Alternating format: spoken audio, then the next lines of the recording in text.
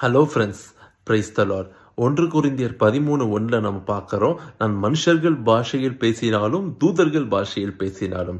அந்நிய பாஷையில இந்த 2 தான் நம்ம பிரிக்கலாம். ஒன்று தூதர்கள் பாஷை, அதாவது ஸ்பிரிச்சுவல் லாங்குவேஜ். ஸோ அது நாம் கர்த்தரிடத்தில் ரகசியங்கள் பேசுவதற்கும் கர்த்தரிடத்திலிருந்து பதிலை பெற்றுக்கொள்வதும் ஒரு தூதர்கள் பாஷையில நம்ம என்ன பண்றோம், பேசுறோம். இன்னொன்று என்னன்னா மனுஷர்களின் பாஷை, அதாவது இந்த உலகத்துல பேசப்படுற லாங்குவேஜ். இந்த உலகத்துல 7000த்திற்கு ஏற்பட்ட மொழிகள் இருக்கதா நம்ம பார்க்கிறோம். நமக்கு எவ்வளோ மொழிகள் தெரியவே தெரியாது.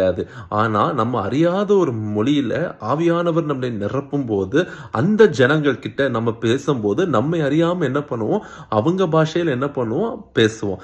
இது அந்நிய பாஷை வரத்தோடைய ஒரு அற்புதமான ஒரு டைமென்ஷன். அப்போஸ்தலர்கள் 2:7-8 நம்ம பார்க்கிறோம்.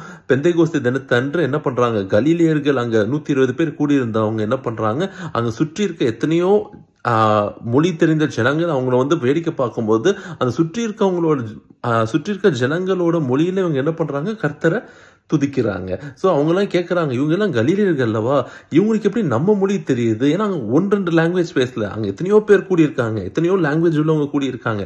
ஒவ்வொருத்தரும் என்ன பண்றாங்க, இவங்களுக்கு அறியாத லாங்குவேஜ் என்ன பண்றாங்க, கர்த்தரை துதிக்கிறாங்க. ஸோ அந்நிய பாஷை வரத்துல இது ஒரு அற்புதமான ஒரு டைமென்ஷன். நம்ம எல்லாரும் இது என்ன பண்ணணும், கர்த்தரிடத்திலிருந்து கேட்டு என்ன பண்ணணும், கண்டிப்பா பெற்றுக்கொள்ளணும். God bless you.